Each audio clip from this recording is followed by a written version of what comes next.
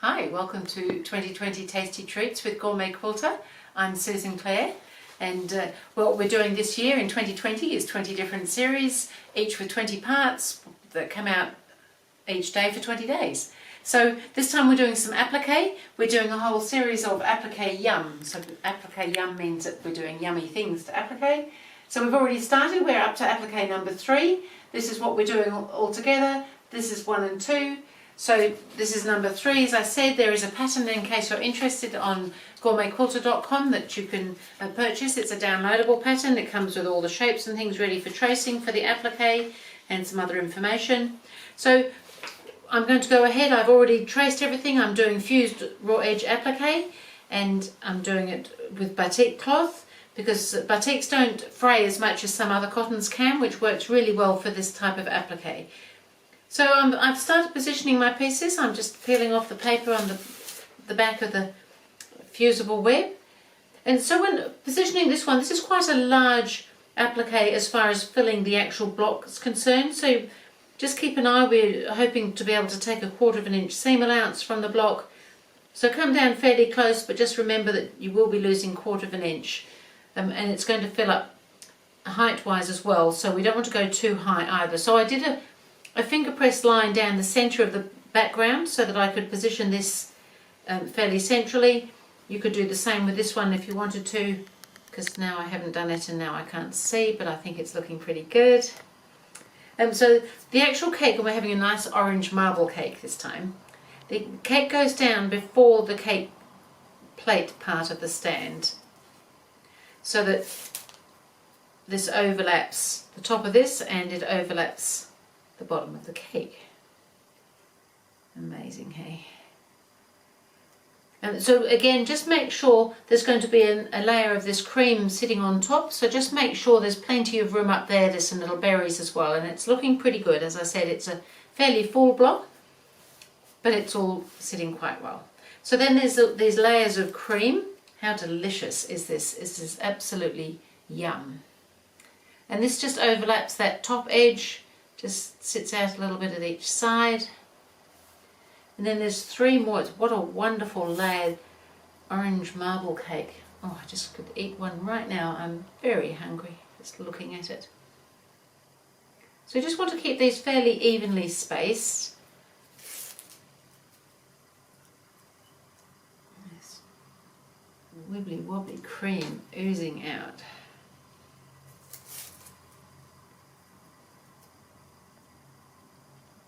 I think that's looking pretty exotic. And then we've got some delicious blueberries on top, and they can just sit along the top here.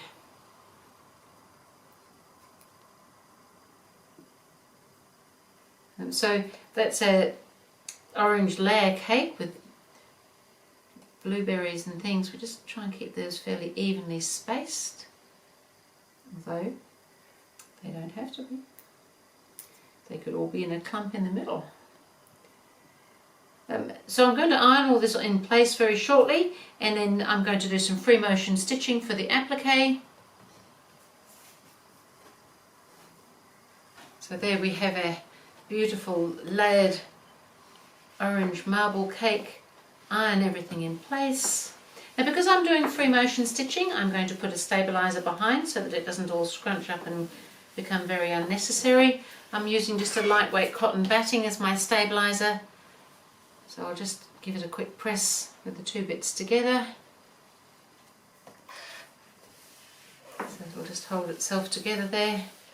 And I'm going to go to the sewing machine and do the free motion stitching.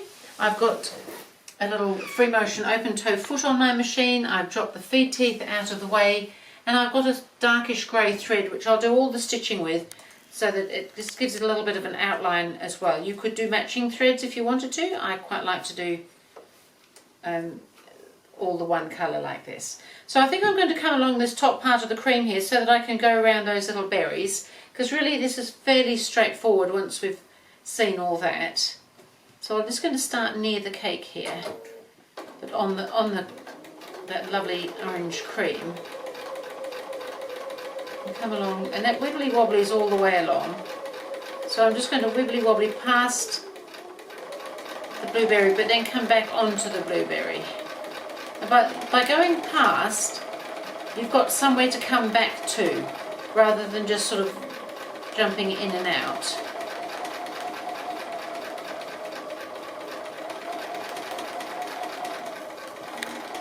So you can just take your time, doesn't have to be a rush. It's kind of relaxing.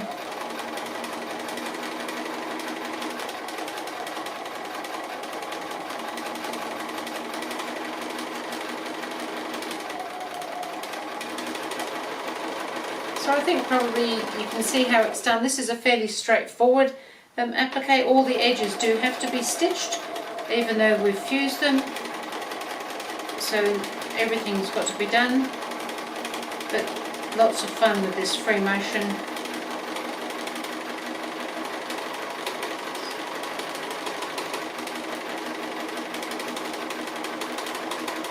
So I can come around the cream and then I can come all the way back along the cream. Now because I'm working on a small piece, I can turn my work. With the large quilt, if you're free motioning, you can't turn it, but this one you can.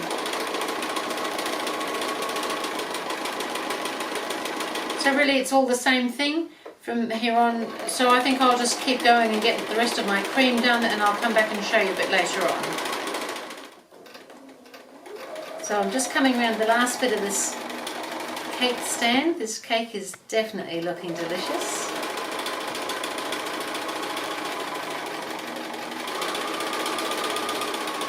Just finishing up just here, a couple of stitches on top just to lock it off.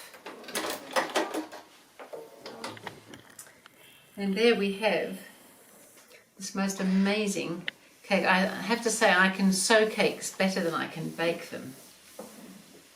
I don't think if I tried to bake mine it would actually look quite like that. So there we have our wonderful layered orange marble cake. That was applique number 3 for our Yum appliques, and I will see you again, thank you, with applique number 4.